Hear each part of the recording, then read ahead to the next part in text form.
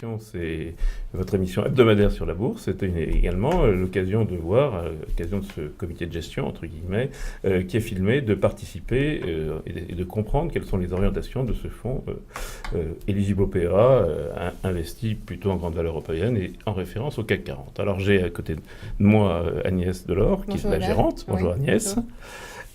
Et Paul Schwarrer, qui est à la fois gérant, mais aussi notre économiste. Bonjour. Et nous allons commencer avec la tendance.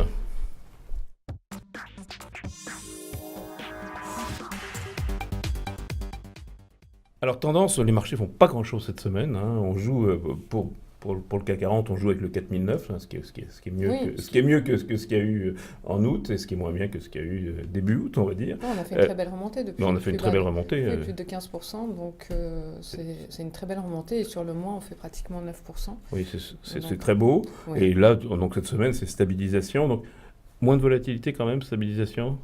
Un rythme de volatilité moindre. D'ailleurs, on le verra dans les chiffres que l'on a apportés pour la partie météo. Cependant, en fait, moi, ce que je trouve très notable, c'est qu'après une très très belle performance, on a une consolidation qui est plutôt horizontale et pas vraiment de recul. Cette semaine, on fait 0,3 en Allemagne, un peu moins en France. Voilà, on est... Le rebond par rapport au fameux crack du 24 août est très bien stabilisé. Et bon, depuis le début de l'année, CAC non investi, on parlera du CAC réinvesti tout à l'heure, 14% pour le CAC 40, 10% pour le DAX. Alors on peut peut-être regarder ce qu'ont fait les valeurs, parce que au-delà d'une consolidation qui est plus faible, en revanche, les valeurs bougent. Les valeurs bougent beaucoup cette semaine. Alors bon, on va commencer par les hausses, Agnès. Oui, alors sur les hausses du CAC 40, on a de très belles hausse, notamment Alcatel qui a fait une très belle hausse cette semaine. Donc Alcatel et Nokia ont publié des résultats Canon, quoi. Oui, Canon. Pour ce résumé. Canon, mais c'est surtout, nous on a intégré Alcatel depuis quelques mois dans notre fonds parce qu'on joue la restructuration de cette société, l'arrivée notamment de Nokia et ils ont su capter l'intégration de la 4G et voire bientôt la 5G, donc du coup en réduisant fortement leurs coûts.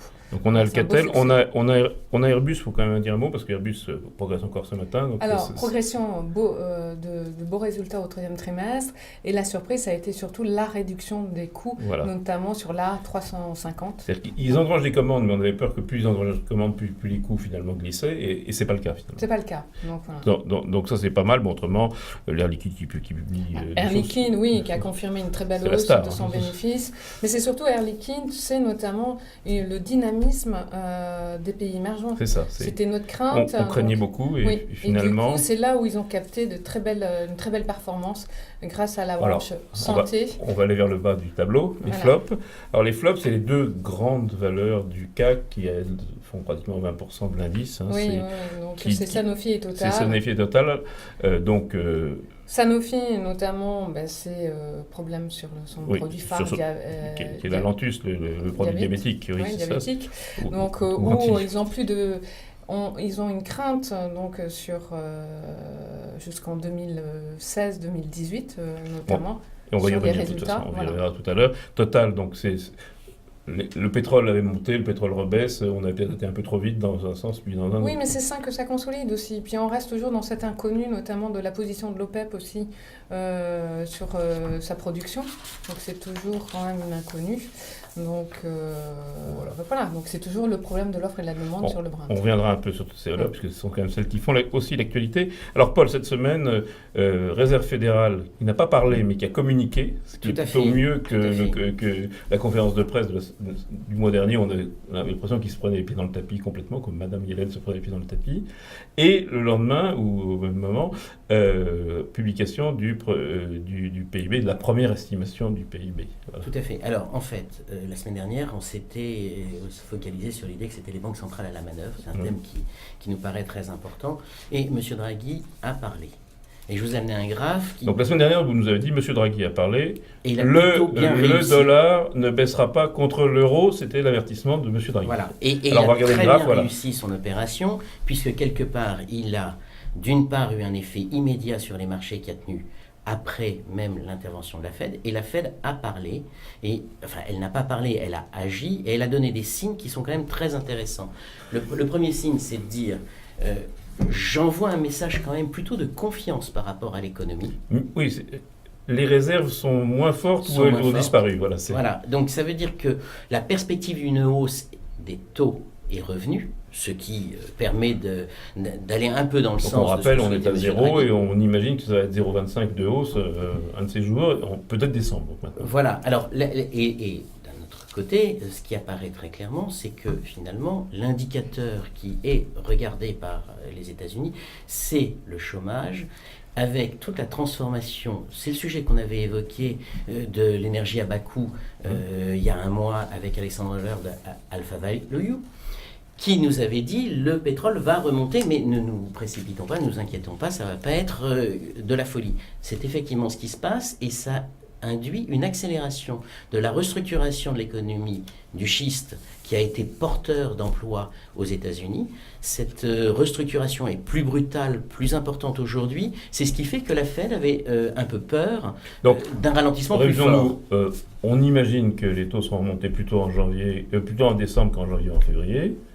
Et c'est plutôt bien. Voilà. En fait, c'est même plutôt, on se dit, ils vont pouvoir remonter les taux. C'est presque ça ce qui est important. Ils peuvent le faire, donc c'est bon là. Donc là, on a le graphe avec l'euro. Alors justement, cette semaine, l'Allemagne, la zone euro a publié une inflation nulle, l'Allemagne 0,2, la France 0, et une consommation quand même qui a un peu déçu, alors que les publications des entreprises qui spécialisent la consommation avaient un peu rassuré la semaine dernière. Alors moi, j'ai trouvé très intéressant l'IFO. L'IFO, c'est un indicateur avancé typiquement allemand. Et dans cet IFO, on a une baisse du chiffre de l'indice pour la partie présente, de ce qui se passe actuellement.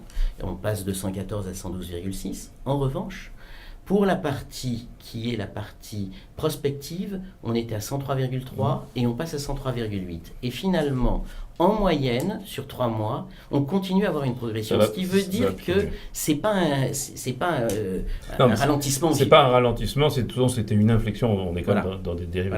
Voilà. Et en plus, dans l'IFO, ce qui est indiqué, c'est que la construction va mieux en Allemagne. Donc ce qui est un moteur important. C'est un moteur important d'emploi, d'activité, etc. Alors, dernier point, peut-être que l'événement le plus important de la semaine, c'était le plénum du Parti communiste chinois, puisqu'il devait discuter du 16e plan quinquennal, donc 2016-2021. Oui, le 13e plan quinquennal va prendre effet à partir du 1er janvier, et on connaîtra effectivement les chiffres. Donc on a l'idée qu'ils vont sacrifier les réformes à la croissance quand même. Ils ont une obsession de croissance qu'ils ont quand même affirmée. Ils ont une... Ça, c'est mon sentiment, c'est peut-être pas le vôtre. Moi, je pense que c'est pas nécessairement sacrifier la croissance, puisque ils ont confirmé l'objectif d'une augmentation du doublement du PIB entre 2010 et 2020. Ce qui veut dire un rythme de croissance qui sera plutôt de l'ordre de 6,5%. Et c'est un ralentissement par rapport à celui auquel on était à 7%. À côté de ça, le FMI a redit tout récemment que finalement on serait quand même certainement non point à 6,8 comme il l'avait dit précédemment, mais plutôt à 7. Oui, mais qu'on serait à 6 l'année d'après, c'est un peu plus compliqué. Alors, le graphique que vous nous avez apporté, c'est justement d'abord, la répartition. Non, on va regarder le précédent. Je voudrais revenir sur le yuan. Sur le yuan, parce que le yuan, c'est la monnaie, elle peut s'appeler yuan. C'est aussi un des grands axes de la Chine que de donner à sa monnaie plus de consistance internationale. Et cet été, tout le monde s'est affolé sur une dépréciation du yuan. Alors, j'ai voulu regarder en euros ce que ça donne parce que finalement, on a tout de suite dit ça va être une catastrophe pour l'économie allemande et l'économie européenne si le yuan se déprécie puisqu'ils vont perdre des parts de marché. Eh bien, si on regarde le chiffre, je vous ai amené un graphe, alors c'est la longue période dans le graphe qui est plutôt à gauche en bas, qui fait apparaître que effectivement le yuan s'apprécie tendanciellement contre l'euro. Puisque c'est le graphique qu'on voit, c'est celui de l'euro. C'est celui de l'euro, exprimé en yuan. Et donc, on se retrouve dans la situation où, si on fait un focus simplement sur 2015, on voit qu'aujourd'hui, le niveau du yuan est finalement... il est au-dessus du niveau auquel il était au début de l'année. Et donc, en fait, on est vraiment dans un schéma où il n'y a pas de perte de compétitivité des Des produits Européens. en euros. Oui, des Européens. Voilà. Alors, le Ça, PIB, c'est juste important. très rapidement sur le PIB chinois, Oui, donc sur ce fameux rééquilibrage de l'économie chinoise, de l'usine du monde vers des gens qui consommeraient. ma perception, en fait, effectivement, est celle d'une montée en gamme industrielle, mais aussi d'une montée en gamme en matière de consommation. C'est-à-dire que la préoccupation des Chinois, c'est la classe moyenne. Et c'est de réduire la pauvreté.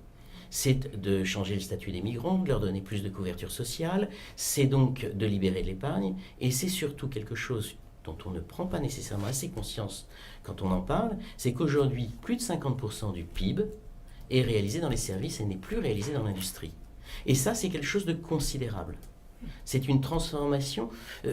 Moi, je me souviens que quand j'ai appris l'économie, on me disait qu'une économie développée, c'était une économie où les services dominaient l'industrie. Donc voilà, donc là c'est votre graphique, juste rapidement. Voilà. Et donc, en fait, ce que j'illustre là, c'est dès 2014, on est quasiment dans la situation où 50%... Sauf que c'est l'endroit où il y a plus de gains de productivité, donc ça prend plus de temps, etc. Donc, Voilà. Et c'est pour ça qu'il y a plus de volatilité. voilà. Alors, nous passons à la rubrique tableau de bord.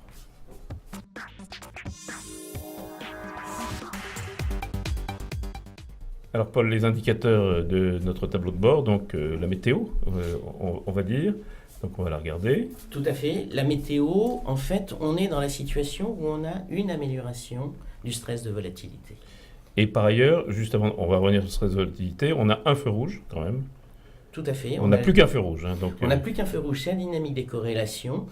Ce dernier devrait s'améliorer assez prochainement, puisqu'en fait, il traduit certainement le fait qu'on est dans une situation où les choix tactiques qu'on a pu faire de resensibiliser par rapport à l'indice sont pertinents, puisque effectivement, c'est les indices qui remontent avant qu'il y ait un choix de valeur.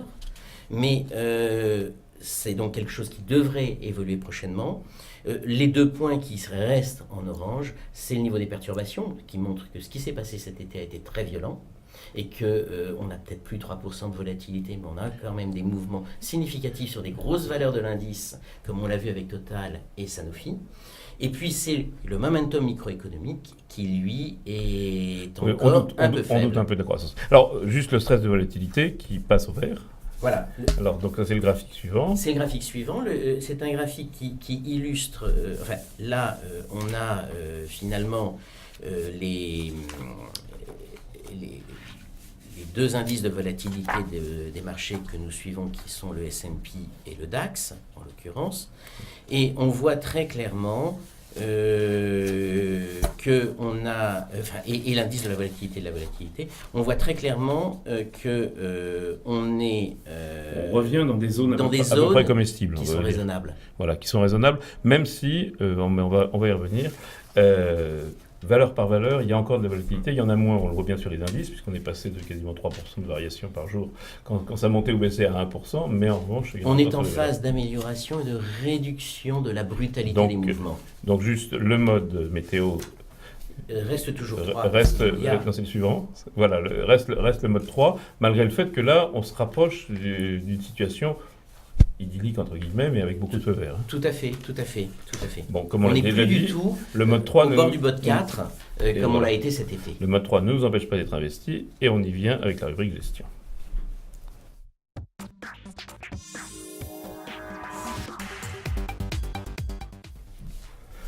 Alors, performance du fonds Interaction, hein, qui est donc un fonds PEA, un fonds dont l'indice CAC 40 est la référence. Et donc, on va regarder tout de suite sa variation cette semaine avec Agnès Delors, la gérante pour Acer Finance. Alors, cette semaine, on a légèrement fait mieux que notre indice de référence. Donc moins mal. Voilà, moins mal. Donc, on a perdu seulement 0,32 contre 0,77 donc, sur le marché. Du coup, qu'est-ce qui s'est passé cette semaine? C'est vrai que on a eu toute une série de résultats, notamment des sociétés qui ont très bien publié. Donc, on se rend compte quand même qu'il y a un décalage entre le monde de la consommation, donc tout ce qui est auto, donc bien durable, et surtout par exemple SEM, qui a publié des là où on super... craignait le pire, ça a été bien meilleur, et là où on était confiant, ça a été exactement, un peu... ils produisent des résultats devançant les attentes, tandis que le secteur industriel est en train, je dirais, le secteur industriel porte quand même les stigmates des années précédentes, donc sont encore pénalisés. Donc notamment, il y a eu le profit warning de Saint-Gobain, donc qui nous a pénalisés. Oui, qui a pénalisé Saint-Gobain. On disait Saint-Gobain, c'est franco-allemand d'abord, mais c'est aussi américain, et c'était un des thèmes de Paul les dernières semaines. L'Amérique inquiète un peu. Oui, on a eu un coup de frein de la croissance aux États-Unis qui est tombé à 1,50, on l'attendait à 1,6. Du coup, certaines sociétés avec un déstockage. Donc pour Saint-Gobain, le déstockage doit être important, parce qu'effectivement, tous les produits liés à la construction. Oui, donc, et d'autre part, bien sûr, il y a Schneider. Alors Schneider, donc, on en reparlera plus tard, mais je pense que sur ses résultats, elle a annoncé un profit warning, mais le titre a tellement baissé depuis le début de l'année. Oui, tout a un prix. Voilà. Ça, c'est... Je pense que c'est... Donc on va regarder les performances, disons, secteur par secteur ou classe d'actifs par classe d'actifs. Donc la première chose, c'est qu'on est plus investi, on est toujours autant investi. Oui, on a 6% de cash parce qu'on a eu quand même des souscriptions dans notre fonds par la gestion privée. Donc c'est une bonne nouvelle. Du coup, comme on se dit que le marché était à 4900, on pense qu'il peut consolider. Il y a une sorte de pivot, voilà. Donc c'est pas le moment de se presser. Voilà. Non, exactement. Donc on se rend compte que là où on a gagné, on a fait un peu mieux donc, dans le secteur dans le défensif. Donc notamment, bien sûr, c'est parce qu'on a moins de Sanofi, et Sanofi a baissé par rapport au CAC. On est meilleur presque partout, sauf les TMT où il n'y en a pas beaucoup non plus. Quoi qu'il en soit, on en a quand même pas mal. Oui, mais TMT, ce qui nous a un peu pénalisé, c'était surtout le secteur des semi-conducteurs. Oui, on va y revenir parce qu'à l'inverse, Alcatel, c'est très bon. Donc, voilà. Donc, et les consommations cycliques, on a été porté notamment par Melia Hotel. Donc, on n'a pas d'accord, on a arbitré accord. Oui, peu importe, voilà. C'est l'une ou l'autre. Exactement. Donc voilà. Hein? Bien, alors... nous passons à l'actualité. Alors, l'actualité, il y a beaucoup d'actualités, vous l'avez dit. On peut peut-être commencer avec les pétrolières. Hein. Total, Eni, Royal Dutch ont publié. Et Total a bien baissé. On voit quand même, et chez Total et chez Royal Dutch, une gestion qui cherche à rendre aux actionnaires, c'est une gestion dividende, entre guillemets. Oui, tout à fait. Mais Total a publié des résultats en forte baisse au troisième trimestre. Mais les réductions, le marché quand même a bien capté, les réductions de coûts. Et la branche, il ne faut pas oublier que la branche raffinage et chimie ont une nouvelle fois limité l'impact, notamment sur les comptes de la chute du cours du pétrole. Bon, alors venons-en aux technologiques. Hein. Oui. Aux technologiques, donc le profit warning, comme on dit, c'est-à-dire la version résultat de ST Microelectronics, ça pèse sur Infineon. On va peut-être montrer le portefeuille entier, d'ailleurs, ça sera aussi simple. Allez-y, sur Infineon. Alors, Infineon, je pense que le titre a été surtout pénalisé également parce que le titre a bien monté depuis quelques mois, a fait une hausse de plus de 35%, il ne faut pas l'oublier.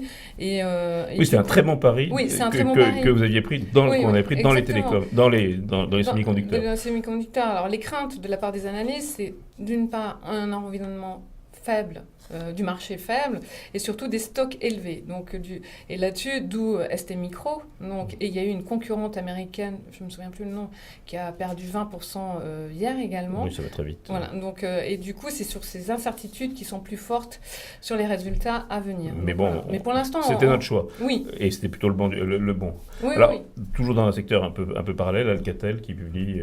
une très belle publication. Très belle publication, une des plus fortes hausses de la semaine.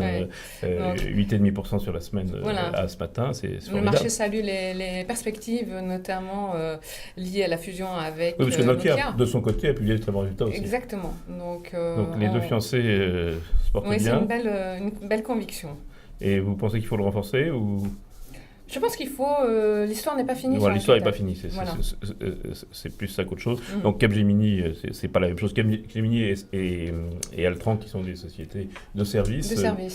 Pareil. Altran a même surpris, puisque on sait qu'il y a une restructuration compliquée en Allemagne, et a même surpris avec un chiffre d'affaires quand même...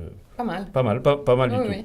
Alors bon, on en a dit un mot. En revanche, ça va moins bien pour Sanofi. Alors, c'est un secteur qui bouge, hein, puisqu'on a appris que Pfizer voulait augmenter sa taille de 50%, c'est-à-dire valoir 300 milliards de dollars, en lançant une OPA sur Allegram. Bayer a publié des très bons résultats, et Sanofi, c'est un peu la peine. Oui, mais c'est un peu à la peine avec notamment les ventes de sa division diabète qui risquent de baisser jusqu'en 2018 et notamment et ça a un impact notamment sur les résultats au troisième trimestre. Donc voilà, et puis c'est l'abandon. C'est cher Sanofi. Le titre en ratio de valorisation est assez cher. Assez cher, mais ce qu'on disait la semaine dernière, tous les titres qui sont bien valorisés, notamment... sont plus fragiles. Oui. Sont plus fragiles, voilà. Donc tout le secteur du luxe. Donc Sanofi, c'était notre intervention dans Sanofi, elle était tactique. Donc, elle est toujours tactique. Elle est toujours tactique, c'est dans un marché qui bouge beaucoup, même, il faut rester sur les valeurs d'indice, et Sanofi et Total, ce sont les deux premières, d'autant qu'on n'a pas de luxe, et on peut peut-être dire un mot, le luxe, c'est pas terrible. Alors, le luxe, c'est pas terrible, il fait des bons résultats, du coup, là où on s'y attendait pas, ce qu'on a vu la semaine dernière avec Gucci, et notamment, là, actuellement... Donc il y a une étude d'Exxon, des analystes d'Exxon qui sont assez bons en allant sur ce secteur-là, qui est assez pessimiste. Mais c'est un secteur notamment ralentissement, le secteur notamment on a des prévisions incertaines notamment sur les futures ventes, et surtout je pense que tout ce secteur-là comme LVMH, Louis Vuitton, dans les pays émergents ont ouvert beaucoup de produits, de magasins. Ils ont peut-être surinvesti à ce moment-là. Exactement. Donc, et puis il ne faut pas oublier un environnement de change qui est plus délicat, notamment dans leurs comptes. Alors, il y en a un qu'on voit toutes les semaines, c'est Vivendi. Alors, Vivendi, cette semaine, il y a deux choses. Il a un concurrent pour monter avec lui au capital de Telecom Italia, donc qui est un fonds d'investissement de Xavier Niel, lui-même l'actionnaire principal d'Iliad. Oui, mais les deux vont être à 15%, quelque chose comme ça, du capital. Ça ne vous rappelle pas une ancienne histoire, il y a 13 ans, notamment avec Jean-Marie Messier? Voilà, je veux devenir le roi du monde dans ce monde-là. Donc, et Drahi, je pense, n'a qu'une envie de devenir le maître du monde dans ce milieu-là. Donc il y en a un troisième. Alors, donc Telecom Italia, il fallait suivre. Alors, nous, on en a le bénéfice indirect, puisqu'on a de l'Orange, on a du KPN. Donc de toute façon, si ce secteur va bien, c'est bien pour nous. Oui, mais bon, Telecom Italia a fait mieux. Oui, 40% de hausse. Évidemment, donc, voilà. Ça c'est... Donc voilà, mais c'est le secteur. Et puis, ils ont surtout, je comprends cette bataille-là, Bolloré, cette grosse bataille, parce que pour faire face quand même à Google, Apple, qui sont en train de lancer quand même SIM Apple, et donc tout le côté télémédia, télévision, connexion. C'est effectivement ce que vous disiez, c'est Jean-Marie Messier. Je fais des contenus, mais il me faut comme des tuyaux pour les apporter. Exactement. Mais globalement, ce que je trouve d'assez frappant, on parle d'Alcatel, on parle de Vivendi, c'était des actions qui valaient trop cher en 2000. Voilà, elles avaient du potentiel, on l'avait payé un petit peu cher. Voilà, et quelque part, l'Europe s'était retrouvée derrière avec une petite absence dans l'économie de l'abonnement. Alors, on va y venir. Et c'est quelque chose de positif. Alors, deuxième chose, justement, les contenus. Vivendi attaque Ubisoft, le groupe Ubisoft et groupe Guillemot, on va dire, avec Gameloft. Il y a un chevalier blanc, sauf qu'il s'appelle BlackRock, donc je ne sais pas s'il est blanc ou noir qui intervient. Il y a une petite bataille boursière, c'est à suivre. Également, c'est toujours la même bataille qu'on est en train de vivre. C'est celle des contenus, là. Voilà. En l'occurrence, c'est les jeux vidéo. Oui, c'est les médias, la télévision, par le smartphone, la connexion. Bien. C'est la concentration, de toute manière. C'est la concentration. Alors, on a dit un mot, les avertissements sur les résultats de Saint-Gobain, la déception de Schneider. Tout ça, vous me disiez tout à l'heure, Schneider, tout a un prix. Nous, on avait fait le choix de Legrand, qui était le bon choix. Hein, oui. Dans le fond de direction. Tranquille. On a fait le choix de Legrand, qui était moins allemand, moins chinois. Un peu plus américaine. Un peu plus américaine, donc c'était le bon choix. Mais aujourd'hui, vous me dites, peut-être tout a un prix. Schneider, oui, tout a un prix. Je pense que Schneider a lancé un nouvel avertissement sur ses résultats. Et ça a monté. Et ça a Enfin, monté. ça a monté, ça n'a pas baissé. Oui, Ça, elle a fait c'est une 2% de petite hausse. Oui. petite hausse. Donc, nous, je rappelle juste qu'on avait ce titre-là en début d'année dans notre fonds. On l'a vendu mi-mars aux alentours de 72 euros. Et depuis, le titre a perdu plus de 35%. Donc, à l'époque, on gagnait quand même plus de 30% sur Schneider, puisqu'on l'avait rentré en fin d'année 2014. Et donc, le titre a baissé plus de 35%. Il est sur ses plus bas. Donc, je pense qu'on a de nouveau à 54 euros. Elle est intéressante. Elle commence à être bien valorisée, correctement valorisée. Donc elle a un il peut y avoir du upside. potentiel. Oui, donc de revoir les cours de 68, 69 euros. C'est d'aller, tout à l'heure, on parlait des valeurs d'investissement qui sont un peu délaissées, c'est d'aller jouer le rebond de l'investissement quand même. Exactement. Donc, Et bon, on parlait oui, de le marché tout à a l'heure. pricé le ralentissement de l'activité de Schneider. Il l'a peut-être Non, surpricé. Oui. Alors les banques, c'est il y a Jean qui gérit, Jean qui grogne. Oui. Un plan social invraisemblable. On passe le dividende pendant 2 ans chez Deutsche Bank. c'est Deutsche Bank. Et puis en France, BNP, c'est trop beau. Oui, mais ce qu'on disait la semaine dernière, donc on reste investi, c'est un long pari sur les banques. On a souffert jusqu'à présent parce que je pense que le secteur est délaissé par les investisseurs depuis le début de l'année, parce qu'on ne voit pas tant qu'il n'y aura pas une remontée des taux de la part de la Fed et de la BCE, c'est le secteur qui est en priorité pénalisé. Donc BNP a annoncé... Barclays a sorti des résultats pourris, on va dire. Oui. Deutsche Bank est un plan violent, donc, mais les Françaises s'en tirent 6 plutôt milliards, ils ont perdu 6 milliards d'euros, Deutsche Bank. mieux. Oui, Donc, c'est complètement... Et surtout, la Deutsche Bank, ce qui fait mal, c'est que la Deutsche Bank, depuis 1952, a tout le temps versé un dividende. Ouais, donc, du coup, le marché le prend très mal. Donc nous, la BNP a annoncé une hausse de ses bénéfices au 3e trimestre. Donc ça a été une très bonne nouvelle. Alors très rapidement, Air France, on en parle toutes les semaines, en général pour des mauvaises raisons. Là, ils ont publié, et Air France et Lufthansa, une activité correcte. Correct, oui. Alors c'est vrai que la baisse du Brent les aide. L'activité de cet estival les a aidés également.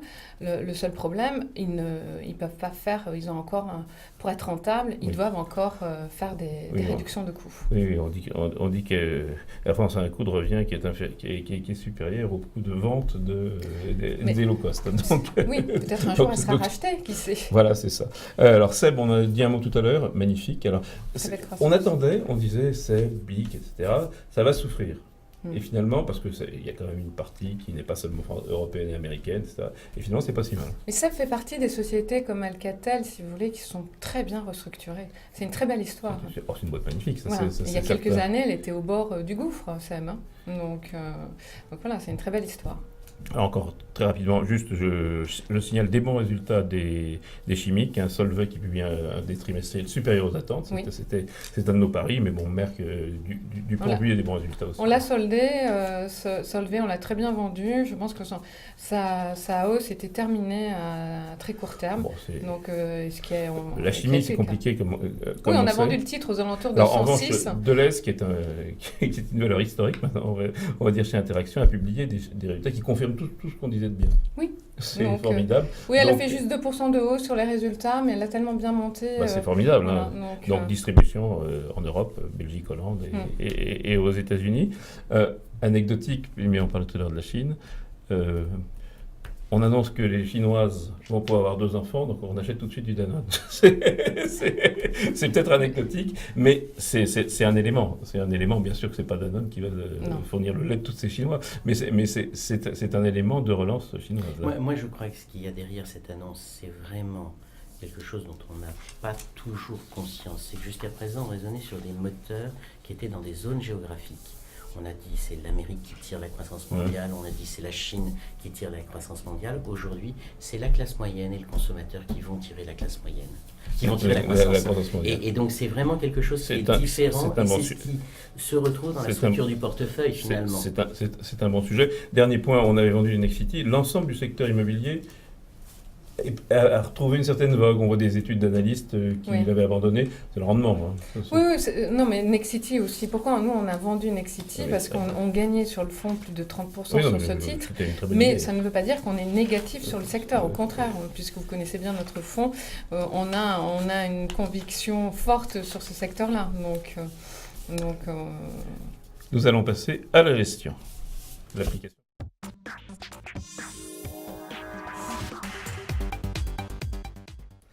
Alors, gestion, donc on va regarder le tableau des derniers arbitrages, et donc pas d'arbitrage cette semaine, on avait été un peu actifs dans les marchés un peu violents, hein, on va dire du 24 juillet au 24, du 24 août, je veux dire, au 24 octobre, donc pas d'arbitrage cette semaine. Non, donc, pas d'arbitrage. Pas d'arbitrage. Alors, quelques idées. Oui. Donc moi j'aurais voulu insister sur une chose, c'est que cette flambée des géants, donc des GAFA, comme on les appelle, hein, Google, qui s'appelle plus Google, mais Alphabet en bourse, Amazon a publié des résultats extraordinaires avec des services, là pour le coup c'est Twitter, Amazon et Microsoft.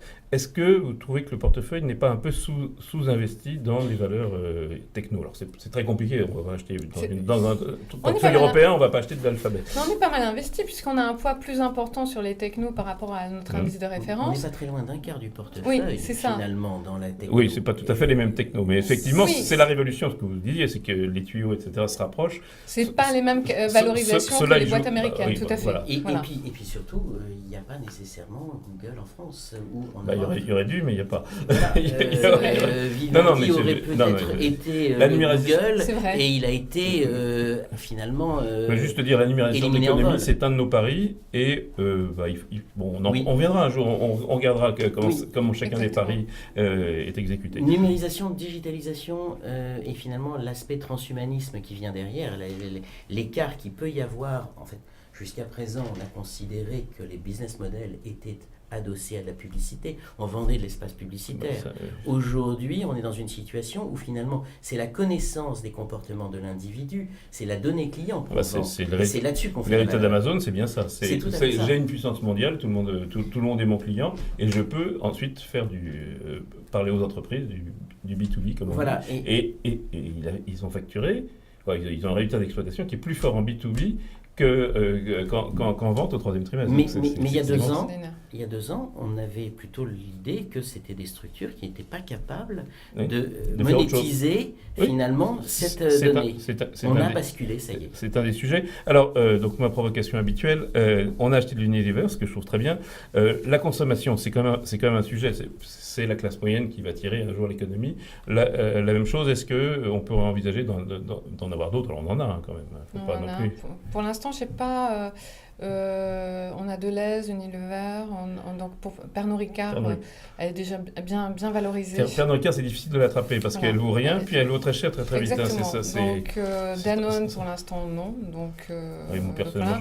Et je dirais, on se porte plus sur... On va se porter plutôt de rentrer plutôt du Schneider. De l'investissement. Voilà. On est plutôt sur l'investissement. Donc c'est ce qu'on met... Et surtout, notamment, on veut revenir sur les cycliques et sur du bêta. Celles qui sont pas chères. Elles sont pas chères. Et notamment, ça serait, on est en train de mettre sous surveillance de revenir sur le titre Renault. Voilà. Alors le titre Renault, qui a très très bien performé cette semaine. Alors en plus, il est au centre d'une polémique invraisemblable, c'est que l'État français a réussi, pour avoir des voix dans une assemblée générale, à surpayer Renault et à l'acheter quasiment au plus haut avant que ça s'écroule. Donc il y avait un peu la peur de ce robinet, c'est-à-dire que l'État est censé rebaisser. Oui, on a un peu peur aussi quelle va être l'attitude de Carlos Ghosn notamment. Donc nous, c'est revenir, on se rend compte que les inquiétudes sur la Chine ont fortement pénalisé le secteur, notamment Renault, et parce que les analystes ont eu une crainte sur, comme c'était un emerging player. Donc voilà, donc il ne faut pas oublier que Renault a réussi à baisser ses coûts, ses coûts fixes en Europe, et il bénéficie surtout du développement, du partage des plateformes avec Nissan. Donc sur son chiffre d'affaires que Renault vient de publier ce matin, donc c'est au-dessus des attentes du consensus, donc ça c'est une très bonne chose. Il ne faut pas oublier que Renault se traite notamment avec une légère décote par rapport à son secteur, et notamment les résultats aussi du groupe sur les 18 mois rassurent au sujet de l'exposition face aux pays émergents. Donc pas d'arbitrage cette semaine, mais mise sous surveillance positive, on va dire, de Renault et de Schneider. Voilà, mais je pense que je pense qu'on va commencer à acheter du Schneider. On va commencer à acheter du Schneider dans la semaine. Voilà. Ce sera le mot de la fin. Rendez-vous la semaine prochaine pour savoir si on a pu les avoir et les avoir à un bon prix. Rendez-vous la semaine prochaine donc.